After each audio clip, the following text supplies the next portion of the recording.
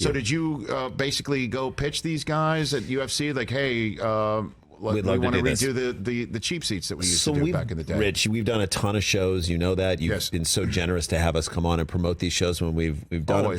But through our career, the show that people keep telling us we want you to bring back cheap seats, How can you do that? From ESPN Classic. From the classic days, which it was on all the time.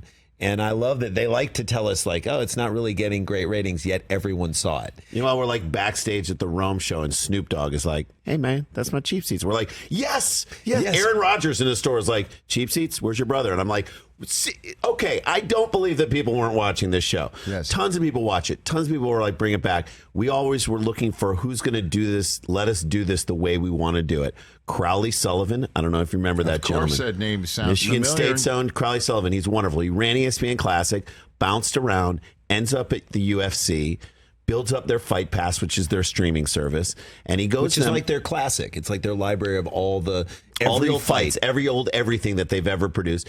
And he said, "All right, I want to do original programming." And they said, "Yes, you can." First phone call was to us. He said, do you want to redo cheap seats? And we said, yes, but can we call it the Nosebleeds because it's about fighting. It's fighting. He said, yes. I thought that was because ESPN was going to sue your asses. No. That's probably true. I mean, that's a good point. And literally, I don't care. But they were like, no. And so, but it's fine. We were like, let's do something new, but it has the spirit of the old show. And we go into the original moments of UFC. First episode's available on YouTube. It's on UFC's YouTube page. Yes. It's UFC 1.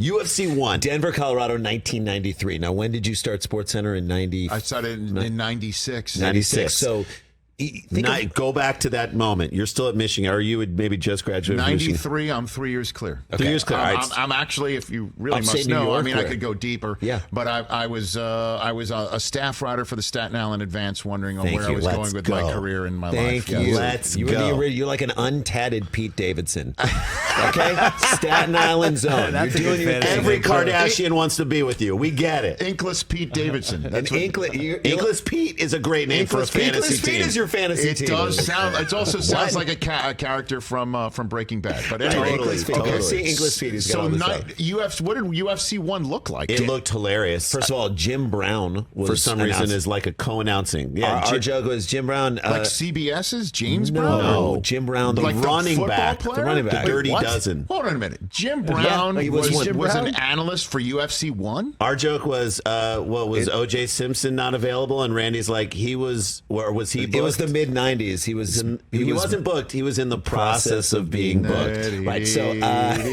Ladies and gentlemen, the Nosebleeds with the Sklar brothers. It's so fun. I mean, Brian Kilmeade from Fox and Friends was the ring, like in the ring reporter. He was the Joe Rogan before Joe Rogan? Not even Joe Rogan. He was lower than that. He was just in the ring being like, there's padding on this fence. And you're like, okay, Brian. And it's like, it's hilarious. The whole thing is crazy. No weight classes. Yeah, so you have a sumo wrestler fighting a savate guy. You've got some guy's tooth gets kicked out and they have to end the fight. Art Jimerson, a boxer, fights Hoist Gracie, he's one of the legends of jiu-jitsu. Yes. And he fights him with one boxing glove. The other hand doesn't have a glove on it. Always good to telegraph where your punches are coming from. That's right. Nice work, buddy. Nice job. Even Michael Jackson was like, put on another glove. Yeah. I mean, at this point. Yes. And you don't want to take advice from that guy about anything. No. Were there any celebrities, luminaries that were Octagon side and back in the day? Nobody. No. So, how it's grown. Not even like Olandis Gary? I'm trying to name a 93 Bronco. I'm predating Olandis Gary. I'm just trying to That's a good one. Who's a 93 Dante Bronco? Bichette, maybe would have been.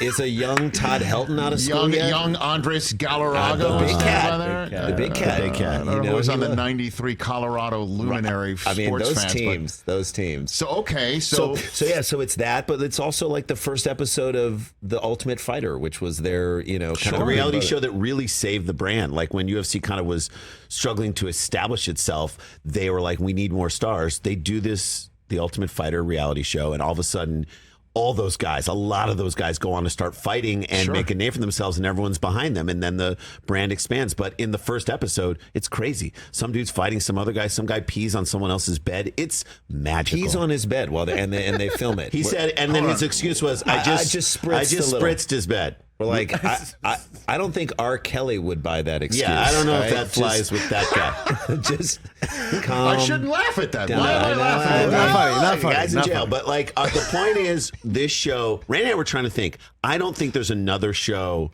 on TV or streaming or anywhere that has as many jokes per second. Just you can watch it over and over. It's loaded, and they're all under 20 minutes. We're like, let's make them under 20 minutes so that it's easy viewing, whips by. Sure. It's good. Great. So the Nosebleeds with the Sklar brothers, UFC Fight Pass. You can check it out. Again, it premiered last Saturday, July 30th. Additional episodes release on August 20th. Is the idea, again, to get like maybe Dana White involved? Can you get him involved to make fun of himself? Yeah, we're going to try. And we wrote a bit for him to do in the show. And he couldn't do it. So the bit was, and it's in the Alaska episode, and we got Andy Richter to do it, which is, by the way, no small consolation. He was in one of those chairs just last week. I love him. The best. I love him. So we did it. We wrote a bit.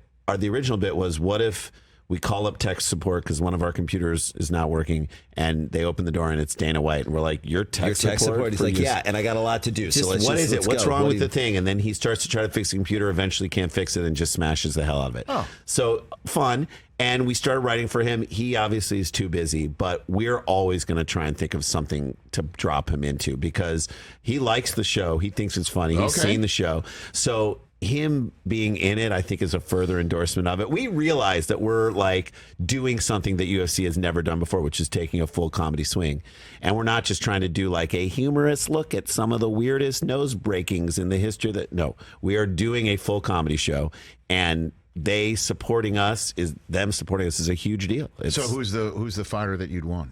Who's the fighter that we'd want? I mean, is it Tuivasa would be great. Tai Tuivasa, who is the one who finishes his fight and then drinks a beer. Pours a beer into a shoe, not his shoe. An audience member throws up their shoe.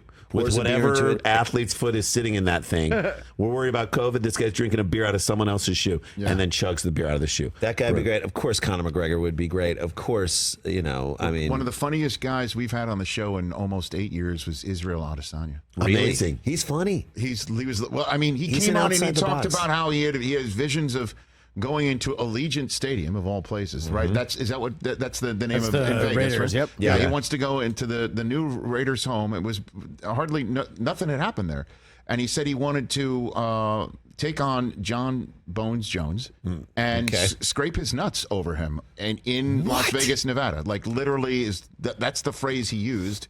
Correct? I'm not couching anything. Scrape his own nuts over him? Yes, over. For some reason, that was the verbiage he used. Yeah. Stop me in my tracks. I mean, okay. It strikes me like he's got a certain dark comedic side to him. There's a trash talking to him. Yeah, I saw him like in a press conference, and he was going back and forth with someone, and he's like, I'm going to make a TikTok dance out of you. I was like, that is good. Great. I mean, please. Patty Pimlet, Patty the Baddie is kind of fun too. He'd be a great guy to have on the show. Fantastic. What we hope is, and people will see it, and we've had a bunch of fighters on the show in the first season, as you saw. Bobby Green was in it. Yes. Alex Perez did it. Forrest Griffin, who is fantastic, he did it. Yeah, that people will be like, oh, I want to do that show. We'll write something fun for you to do. And we got to get people to watch it. The first one's on YouTube. If you don't have Fight Pass, you can go to UFC's YouTube and type the Nosebleeds Sklar Brothers. You'll see it. Watch that episode. If you like it, mention you like it.